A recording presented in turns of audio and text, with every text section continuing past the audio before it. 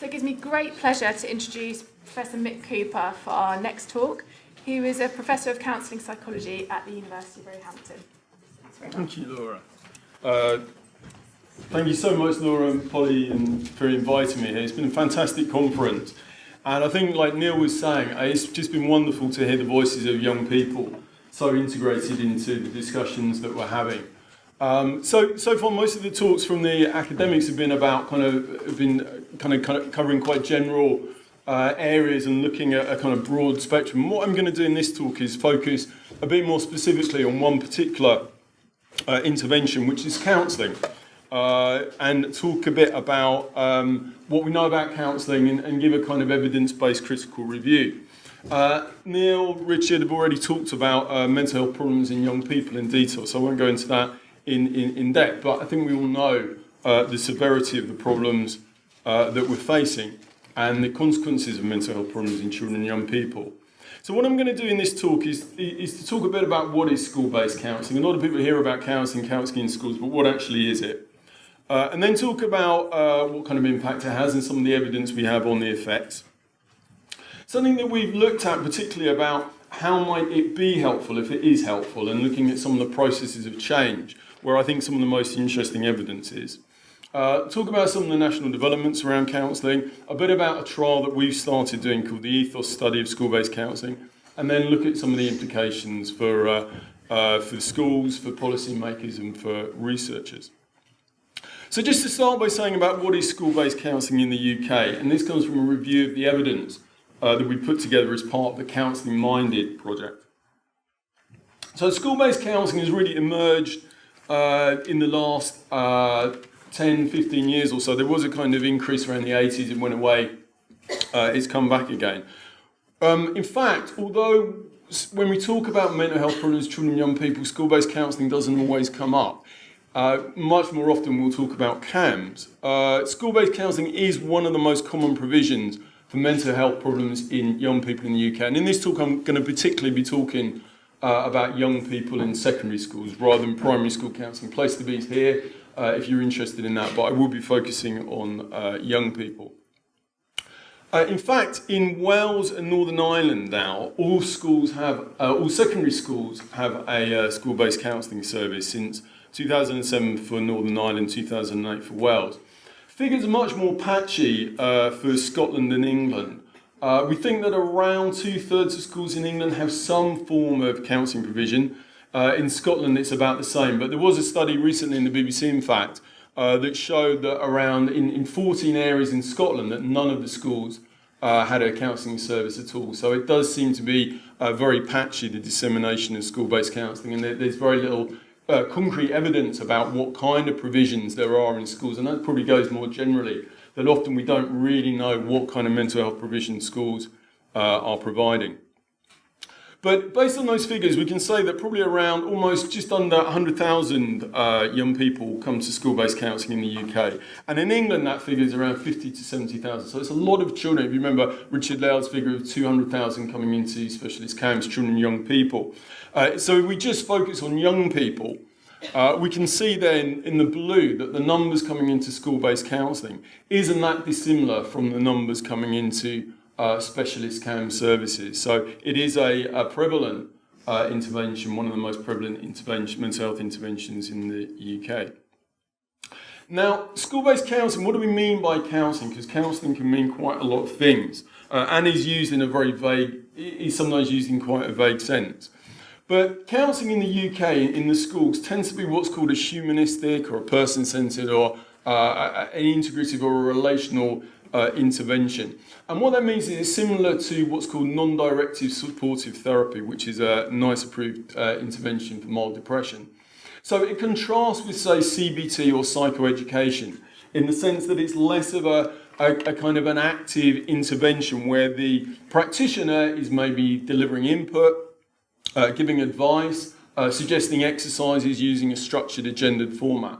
But what you tend to have in this more person-centred approach is more of a space for the young person at their own pace to think through their problems, to find answers for themselves. So the focus is very much on providing a listening ear that can, not necessarily though kind of tea in sympathy, sometimes people think about counselling as tea in sympathy, it's skilled practitioners, but providing an opportunity for young people to talk through their problems and really to help find their own solutions, rather than say an approach which is more based on some ideas about what may be particularly helpful to the young person.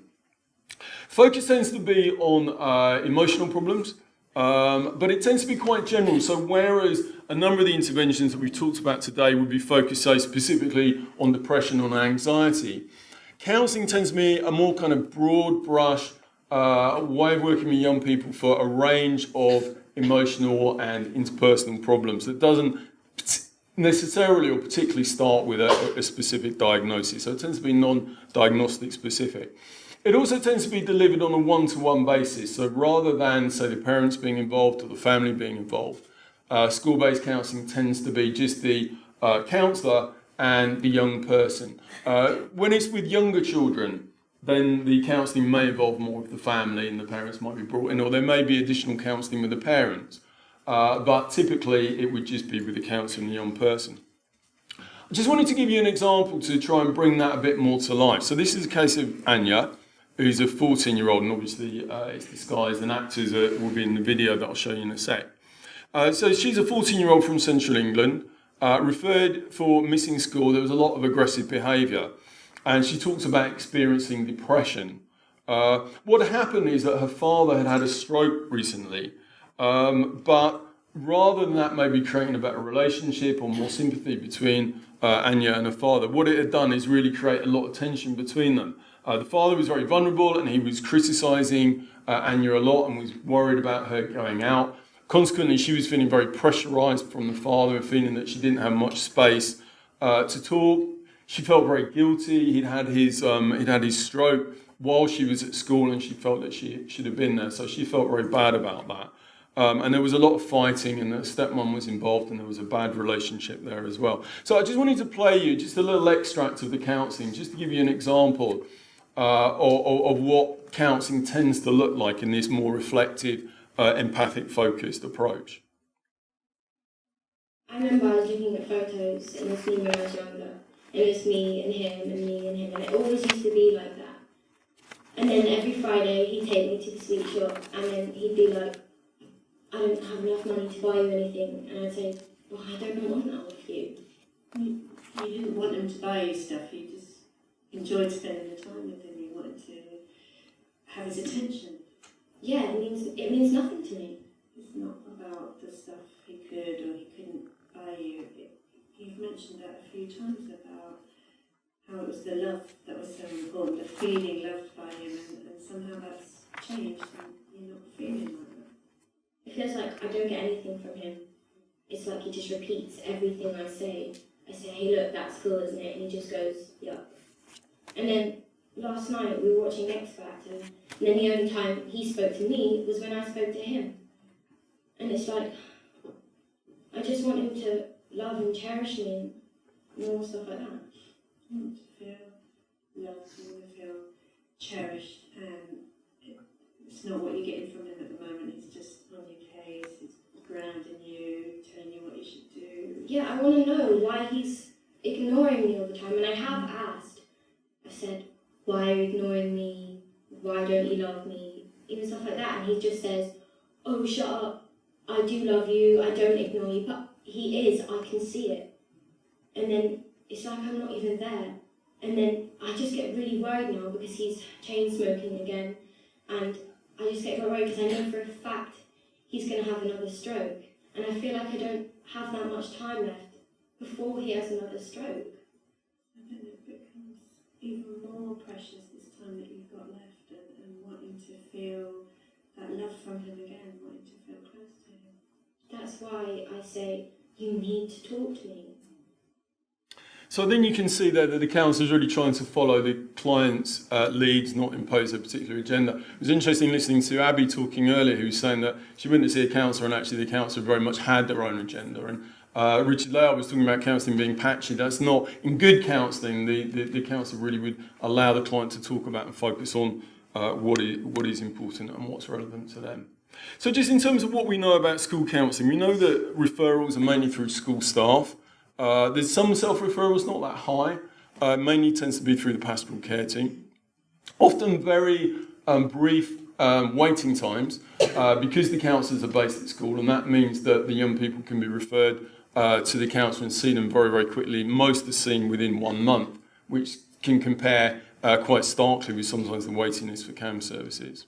One of the things that's very interesting is that when we look at the levels of distress of young people coming into school counselling, they're often very high, and they're not actually that dissimilar from the ones going into specialist CAM services. So often they won't have a formal diagnosis, but in terms of levels of depression, so on the SDQ, where you say have about a third abnormal, a third at borderline levels, and a third at normal levels, that's a little bit less than what you see in specialist CAMs, but really not that different at all.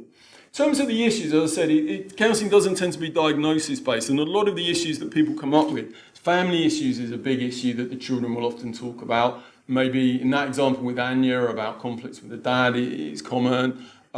Sometimes there's bereavements. You can see that that's quite a common issue. Anger, particularly for boys, is a prevalent issue about just feeling angry a lot of the time in behaviour. Bullying, sometimes people think about school-based counselling as being particularly for school issues, but things like bullying come up a bit of the time, but it tends to be more the young people talking about issues in their families. Self-confidence comes up. This is as recorded by the counsellors. Interestingly, when we ask the young people what their goals are for counselling, then the thing that comes up again and again is that they want to develop their self-confidence. That's the thing that seems to be most important for them in terms of their own personal goals. In terms of gender, we see slightly more girls than boys. Typical age ranges are about 13 and 14. So there tends to be a cluster there, and less so the younger kids, less so the older kids.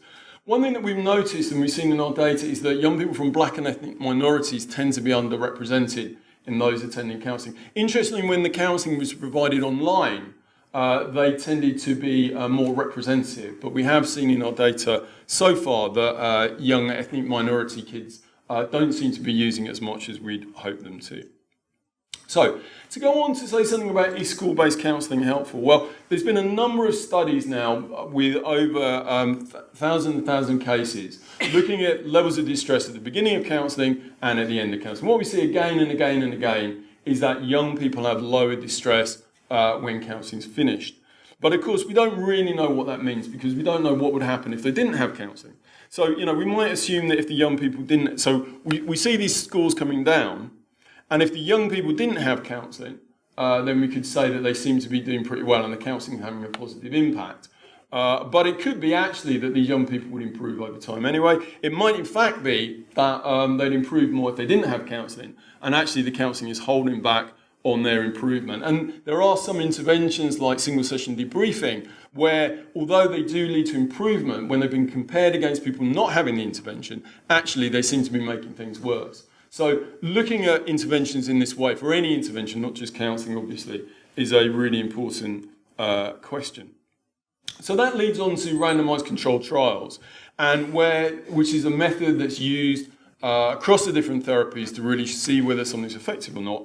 And essentially what you do is you randomise young people, in this case counselling, to the intervention. Some get the intervention, some don't. For instance, they might just get pastoral care as usual, they might be put on a waiting list, and then you look at their scores on some measure of mental well-being or diagnosis at the end of the intervention and again at follow-up.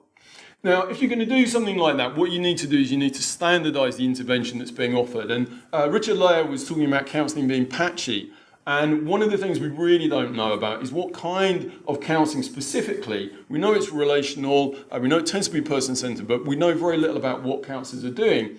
And that makes it very difficult to test it because then you don't really know what you're testing. So what we've been working on with colleagues at University of Strathclyde and University of Roehampton over the years is to standardise the form of school-based counselling that we've called school-based humanistic counselling, where we've tried to distill counselling practice in the UK. It's based on competencies that have been developed for humanistic person-centred counselling. And then the young people would receive maybe 10 sessions or so of that intervention. The average number of sessions for young people is about 6 or 7 sessions, so they get up to about 10, and then we can see whether they do better than young people who are receiving pastoral care as usual. So we've now done 4 pilot trials from 2009 to 2014 with around 32 to 64 young people, and this has really helped us look at whether counselling is making a difference or not. What we've seen is that generally, particularly in the short term, although we don't have evidence of longer term effects so far, but certainly in the short term, we're talking about 3 months or so, that counselling does seem to reduce psychological distress and difficulties, and that going to a counsellor also seems to improve self-esteem and young people's attainment of the personal goals. So if we look at something, for instance, the data together on the young person's core, which is a measure of psychological distress, that what we see is the young people who are allocated to counselling, their levels of distress deteriorate. But the key question is what happens to the young people over the same period of time, in this case 6 weeks, where they don't receive counselling. And what we've seen so far is this, that they do improve a little bit, but it's not at the level of the ones who receive the counselling, which would suggest that the counselling is making a positive difference. At the end of counselling, at the end of the intervention, that difference is increased, and the kind of effects we're seeing there are fairly consistent with other psychological interventions. As I was saying, we don't know so much about follow-up, saying 6 months after the assessment. There's some evidence on one study that perhaps the effects decline, and perhaps even more so after that. But that's something that we're looking at that I'll talk a bit about in a minute. We've also done other studies around helpfulness, and other research has been done. For instance, just asking young people or teachers, do they think school-based counselling is helpful? In one study where we did a survey of teachers, what we found is that most rated it as between kind of extremely helpful and neither unhelpful or unhelpful, so fairly helpful, and some were saying it was extremely helpful, and a few who were less supportive of emotional interventions were saying that it wasn't really helpful. Qualitatively, the kind of thing teachers say is that they value the independence of the counsellor, the fact that they don't tend to be someone employed directly by the school as a teacher but come in, and they like the fact that they're kind of outside the teacher network, and young people also say that they're someone with a bit of distance from the school and from the family. They like the confidentiality. Sometimes they get a bit frustrated that the counsellors aren't telling them as much as they'd like to know about what's going on with the young person, but they generally appreciate that the young people need the confidentiality. And a lot, not all, but a lot of young people say that the confidentiality is really important in them being able to talk. They like the fact that it's accessible, and I think that would go for any mental health intervention really based in a school, and the value of having someone there on site. We really see that in the counselling data. They like the fact that the counsellors have an expertise, and they often feel that they don't quite have the expertise to listen and talk to young people in the way the counsellor does. And a lot of what the teachers say is that they just like the fact that the counsellor has time. That what I've seen in the pastoral care team and teachers is an enormous commitment, and I think we've heard that from some of our young people, to really be supporting young people and around emotional issues. But often teachers just don't have the time in their incredibly busy schedules to be there for the young people in the way that they'd like to be. So having a counsellor that they know can be there for an hour a week, say for 7-8 weeks, is really valuable for them. In terms of area for improvement, they talk about things like wanting more availability of counsellors, more promotion, better communication. This was something that came up earlier by one of the young people, that if you're going to have counsellors, they need to be talking to the schools about what's going on. And sometimes they can get a bit siloed and a bit isolated from the schools, and also from other mental health services. And I think one of the challenges we have in the field at the moment is how we integrate interventions like counselling, universal interventions, CAMS, so that these professionals are working together, because it's really frustrating for children. We have a lot of evidence on that, when the interventions aren't talking to each other and children have to repeat themselves when they see new people. Some of the teachers and also some of the young people also talk about the value of having more interventions. As I was saying, counselling tends to be a process of sitting and listening and talking. And for some young people, want something a bit more active. They want someone who's going to make suggestions, who's going to offer advice, who's going to do something a bit more dynamic. And teachers also, Neil was talking about some of these universal interventions. I think sometimes teachers would like to see the counsellors acting more broadly and being able to facilitate groups rather than just doing the one-to-one work. Some of the research we've done is also looking at the process of change. This is quite a complex slide, and I won't go through it in depth, but it's been really interesting to do a number of studies which have, rather than just looking at the quantitative outcomes, talk to young people about what they find helpful. And again, I think we've really heard that in the young people today, not just in counselling, but in many different interventions, that what young people say is just having that space to talk about what's genuinely going on for them, about their genuine concerns and issues, is a really important resource to have in a school, somewhere where you can talk to somebody about what's really going on in you. Things counsellors do that young people say is helpful to facilitate that is to listen, to be empathic, to encourage them to talk about their emotions, and other things like being trustworthy is really important. And what we found is kind of 5 things that does in terms of what the outcomes are. First, there's just a sense of relief. In our research, we get a sense that there's a lot of young people carrying a lot of emotional things as they go from school to go day to day in school that can really get in the way then of their learning and well-being. And having a counsellor you can just get these things off your chest to, and young people often say the value of getting things off your chest is really important. So that's one thing. Secondly, they develop relational skills when they talk about things, because they realise that they can that it is possible to talk about their experiences.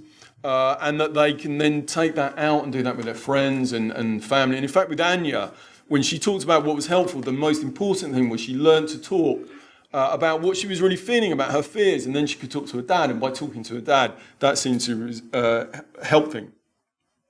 Self-acceptance, that if you're talking about your problems to somebody who's empathic and accepting and listening, then what that can do is help you feel less ashamed about it and more accepting yourself.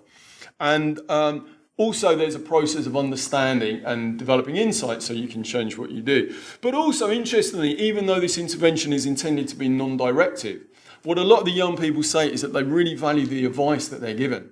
And they value the guidance of the counsellor. And that's even where a counsellor is actually not supposed to be doing that or not trying to do that. So I think there's clearly a place also for more active psychoeducational interventions that can work alongside space. Yeah, there's a real sense in which young people, I think, need the space to talk. And if there's advice too soon, it can shut the young person down. But if an adult is listening and empathic and understanding, then there's a really valuable place for it. Young people also, something else that's coming out in the research is young people talk about the importance of just having time to build that relationship. That, that if you're just seeing somebody for 5 minutes, you can't necessarily trust them and feel you can talk about everything. One young person said, I brought up something that I'd never told anyone, so it just goes to show how much the relationship's changed over time, because I never trusted anyone with it, and then I trusted the counsellor. So, sometimes young people need time, maybe 5-6 hours, to really be able to talk about things that are difficult and challenging for them. I think another way of thinking about counselling is thinking about it as an intervention for young people who maybe don't have anyone else to talk to. That what we've seen in our research when we looked at the SDQ across schools is that you might have a school with, say, 1,000 young people in it. And of those 1,000 young people, maybe 600 our research would suggest have an emotional concern, something they're worried about. Now, not all of those want to talk about it. Maybe only 300 or so we found in our research was saying, actually, I'd like to talk to somebody about this emotional concern. Now, that 300, a lot of them are going to have people to talk to. They're going to be really happy to talk to their parents, talk to their GP, talk to a teacher. But there is also a small minority, maybe 60 or so across that 1,000, who actually don't have someone to talk to. As we heard one of the young people saying earlier, that they didn't want to talk to their parents. Often young people feel that their parents have enough problems, that they don't want to burden them with more problems. Or maybe they don't get on with their teacher and feel that there isn't a teacher there. There's clearly young people in schools who don't feel that there is anyone that they can talk to. And one thing that counselling does, and I don't think it has to be a counsellor, but one thing a counsellor does, which I think is fairly unique at the moment, is provide young people with a trusted relationship where they can begin to talk about what's going on. And I think young people need that. Who provides it is the question. Just to wrap up, just something about some recent development. So based on some of the research that we've done, we've gone on to create competencies for counsellors working with young people. And if you're interested, you can look at these competencies. A lot of it was drawn from the CAMS competencies, working in specialist CAMS services. That led us to develop some e-learning training, and that was mentioned before. Neil, I think, mentioned about Minded, and we had a specific counselling component of that, counselling Minded.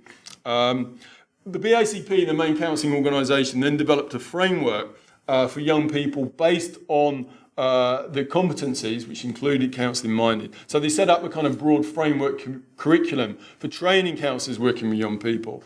And perhaps one of the most significant developments, though, is that Children and Young People's IAP then went ahead and have developed a specific training for counsellors working with young people. What that training does is that as well as training counsellors to work in empathic and relational ways, that the training also for the first time includes a CBT component, which Shirley helped to develop with us.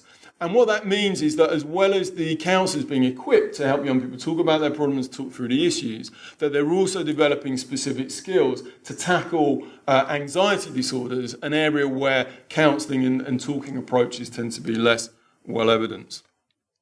We also saw before that the Department of Education has published advice on counselling, and if you're interested in thinking about counselling services, do have a look at that DFE advice, including the strong expectation that over time all schools will make counselling services available to their pupils. Just to say, there's still a few things missing though in this story. One is that we still don't really have definitive evidence of effectiveness, particularly in the long term. There's not a lot of research about cost effectiveness, although there is research on effectiveness. And again, we're beginning to understand the process of change, but there's a lot more that we can learn there. So what I've been working on with colleagues at Roehampton University and across a number of different institutions is a project called Ethos, which is the first fully powered trial of school-based counselling, funded mainly by the ESRC, which will be randomly allocating young people to either counselling, school-based humanistic counselling, or pastoral care as usual. We'll be doing quantitative outcomes, we'll be doing qualitative interviews with the parents, with the young people, with the teachers, by NCB. And that will really give us the best insight yet into what counselling looked like. We started recruiting back in last year, and we're now up to over 200 of our 300 kids. So we're hoping to finish recruitment by the end of this academic year, and then the results of this study will be out for 2019. So just to finish, just to talk about a few implications. So I think for schools, the main thing that I'd like to kind of get across really is that I think schools need to think about how do you ensure that all young people in your school have someone to talk to. As I say, I don't think that has to be a counsellor, but I think you can be guaranteed that there are young people in your school who have issues going on where they would like to have some time to talk to someone. If they had that time, they would be talking about the things that were going on. And I think that's a question for schools about how do you ensure that no child is without a skilled adult with the time to really listen to them. Thinking about appointing a school-based counsellor, I think there's probably enough evidence to support that it seems to be helpful. Certainly both the qualitative and the quantitative together suggest that it seems to be doing something good for a broad spectrum of emotional and interpersonal problems. If you do have a counsellor, then it's important that they're doing some kind of evidence-based practice.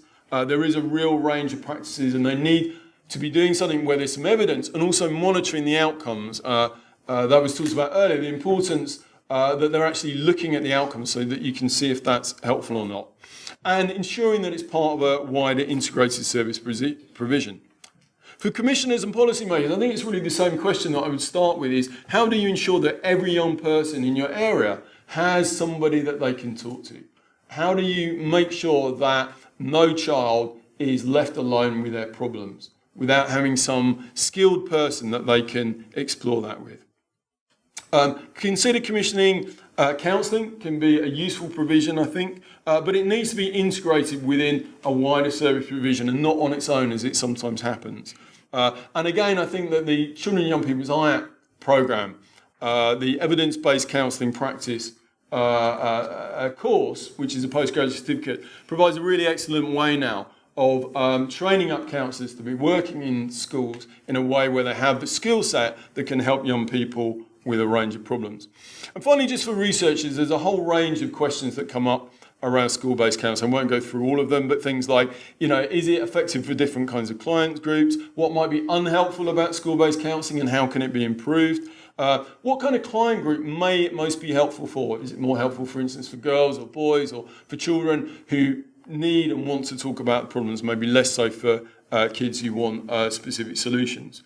We have a lot of data that we're generating in Ethos. If people are interested in it, then they can email us and we can talk about the possibilities of people accessing the data, obviously with the right conditions in place so that they can do analysis of some of the findings when they're available. Also looking at other forms of school-based counselling and considering the research on primary school counselling and how counselling can integrate into a wider framework. So, thank you very much. I hope that's given you an idea of school-based counselling and what we know.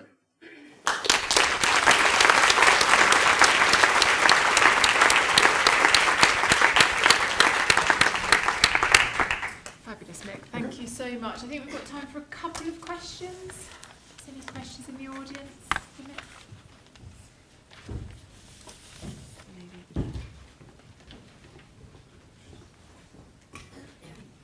Hi, I'm Sian Thrasher. I'm a clinical psychologist. I'm interested in evidence-based interventions, so clearly in the SPIRE group there is less evidence-based than there is in adults. Firstly, we're not sure what counsellors are doing across the range, despite the fact they're seeing 60,000 children a year. That's a bit of a worry. Mild depression is the nice guidelines, but we know that CBT is most effective for anxiety disorders in children. Any comment? Yeah, I mean, I think that we have a rough idea of what the counsellors. We don't have a specific idea of what the counsellors are doing. We have a rough idea that what most of them will be trained. We know their trainings, so they'll be mainly trained in person-centred and integrative approaches and relational approaches. I think there's certainly a need to kind of develop a greater understanding of it and to standardise it more and to bring it in line with the evidence-based approaches. I think one of the things about NICE guidelines, I mean, there are NICE guidelines, obviously, depression and anxiety, but as I was just saying, a lot of the children who come to counselling service aren't necessarily coming with a specific diagnosis. And many of the problems that they're facing are things for which there aren't specific NICE guidelines. And Neil was talking about that in his presentation.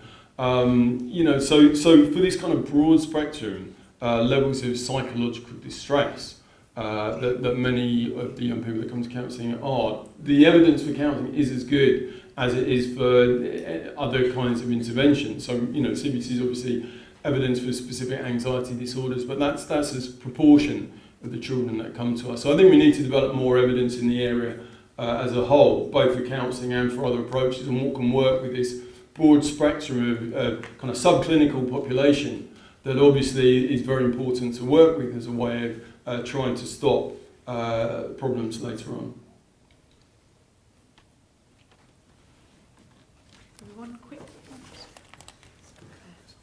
Hi, Claire Stafford from the Charlie Waller Memorial Trust. Isn't it more important the kind of therapeutic relationship between the young person and whoever they're with and whatever they're delivering? Isn't that sort of more important than what particular modality is being delivered? Well, that's what the kids tend to say. I mean, when we interview young people, that's the thing that comes up again and again and again, is that they really talk about the relationship. And we know from the evidence base that the therapeutic alliance is one of the best predictors of outcomes. I guess how that weighs against other kinds of other factors like technique factors. We know in the adult field that we can compare it. In the child field, there's less evidence, and I guess that's why we need to know more about the evidence. Certainly, a lot of the counselling interventions is based on the idea that a relationship is really important, and because so many of the challenges that kids have are relational challenges.